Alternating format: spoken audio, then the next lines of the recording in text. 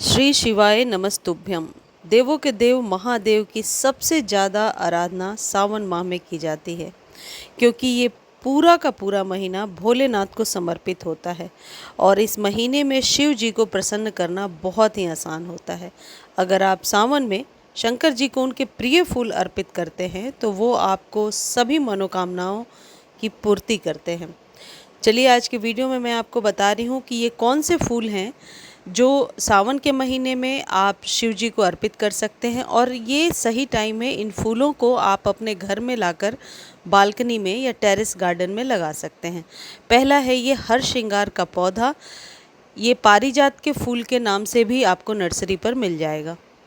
पारिजात का यह खूबसूरत फूल, जिसे लेकर यह मान्यता है कि इस फूल को भगवान श्री कृष्ण के द्वारा स्वर्ग से धरती पर लाया गया था। यह फूल हर मौसम में नहीं खिलता, लेकिन जुलाई के बाद दिसंबर तक इसमें फ्लावरिंग होती रहती है। ऐसी मान्यता है कि इन फूलों को भगवान शिव को अर्पित करने से मनोकामनाओं की पूर्ति होती है। अगला जो पौधा है वह है शमी का फूल। शमी के पत्तों को तो भगवान शिव को अर्पण किया ही जाता है। साथ ही साथ यदि आपके गमले में या पेड़ पर कहीं शमी का फूल दिखे तो उसे ज़रूर घर ले आइए और उसे भगवान शंकर को अर्पित कीजिए। शमी के पत्ते के अलावा इसके फूल भी भगवान शिव को बेहद प्रिय हैं। शिव पूजन के दौरान अगर आपको शमी के फूल उपलब्ध मिल जाएं तो इसे ज़रूर चढ़ाएं। गुलाबी और पीले रंग का यह खूबसूरत फूल शिवलिंग पर चढ़ाने से भगवान प्रसन्न होते हैं। और ये जो फूल हैं ये पुराने पेड़ में ही मिलते हैं। यदि आपके यहाँ भी कोई पौधा शमी का लगा हुआ है और वो बहुत पुराना हो चुका है तो उसमें फ्लावरिंग होने लगती है। अगला जो पौधा है वह है कनेर के फूल। शिव जी के अलावा कनेर का जो फूल है ये अन्य देवी देवताओं को भी बहुत पसंद है। कनेर का फूल 3 रंगों के होते हैं और आजकल हाइब्रिड में तो बहुत सारे रंग आने लगे हैं। सोमवार या प्रदोष के अलावा कभी भी शिवलिंग पर कनेर के फूल चढ़ाने से भगवान शिव प्रसन्न होते हैं। ये जो जानकारी मैं आपको दे रही हूँ ये कहीं से पढ़कर हासिल करके दे रही हूँ। यदि आपको कुछ और भी पता है इन फूलों को लेकर तो कमेंट सेक्शन में प्लीज़ आप पॉजिटिवली कुछ लिख दीजिए, ताकि सभी को सही जानकारी मिल सके। मैं ये नहीं कहती कि मैं जो जानकारी दे रही हूँ यही परफेक्ट है, मैंने भी कहीं से पढ़ करके हासिल किया है। तो बिना किसी नेगेटिव कमेंट के आप सही यदि आपको कुछ और मालूम है तो ज़रूर शेयर कीजिए, हम इसके लिए आभारी रहेंगे। इस कनेर के पौधे को अभी आप घर लाकर लगा सकते हैं, 50 रुपये में मिल जाएगा। अगला है धतूरे का फूल, जो भगवान शिव को बहुत ही पसंद है। मैं ये जो फ्लावर आपको दिखा रही हूँ ये धतूरे के फ्लावर्स नहीं हैं, लेकिन वो जो वाइट फ्लावर्स हैं कुछ इस तरीके के दिखते हैं। मेरे पास अभी नहीं है, इसलिए मैं सिर्फ आपको बता रही हूँ कि धतूरे के फूल खरीद के भी मिल जाते हैं, और जो लोग गांव में रहते होंगे आसपास पेड़ वगैरह ज़रूर होगा।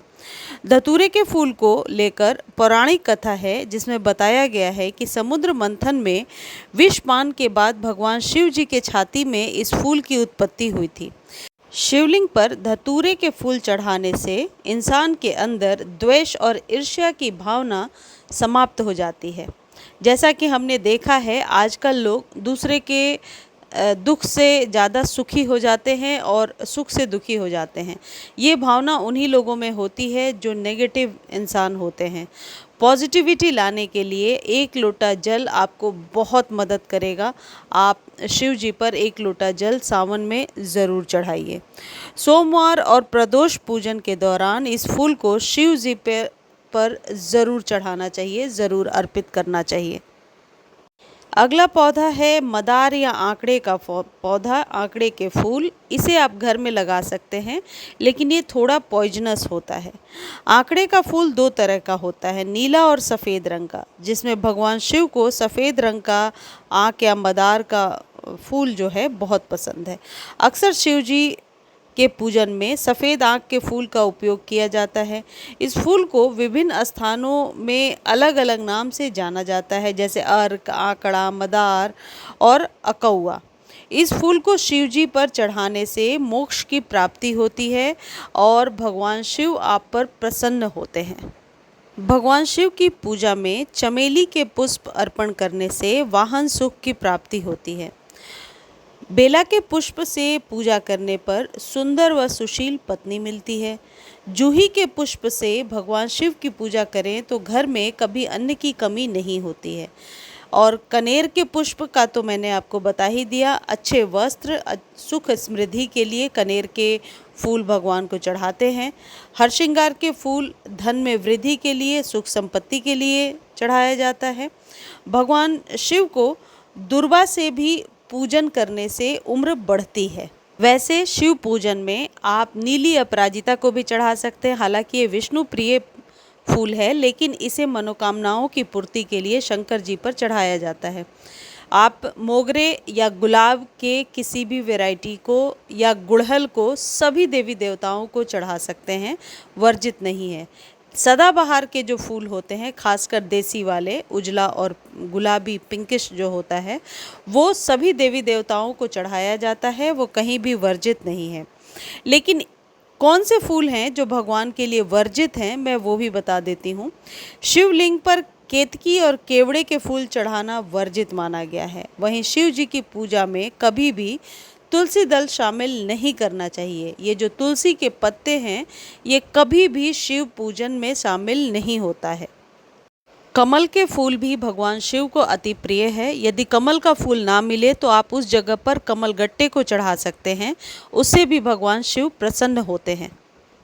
अब एक विशेष बात ध्यान रखिए, यदि ये फूल आप घर में उगा रहे हैं तो कभी भी इनके खाद के तौर पे बोन मील या अंडे के छिलके या ऐसे किसी खाद को ना दें जो अशुद्ध हैं। हमेशा प्योर ऑर्गेनिक खाद को ही दें। इसे जानने के लिए आप मेरे एवरग्रीन वाले चैनल पर जाकर देख सकते हैं कि किस पौधे को किस सीज़न में कौन सा खाद देना है और केयर कैसे करनी है। मुझे उम्मीद है ये जानकारी आपको अच्छी लगी होगी। इस वीडियो को आप फेसबुक पर भी देख सकते हैं, लिंक डिस्क्रिप्शन में है। मेरे और भी जितने चैनल्स हैं सभी का लिंक डिस्क्रिप्शन में दिया होता है, तो आप जाकर देख सकते हैं अपने ज़रूरत के अनुसार कि किस पौधे को कौन सा खाद देना है और किस सीज़न में कैसे केयर करना है। धन्यवाद।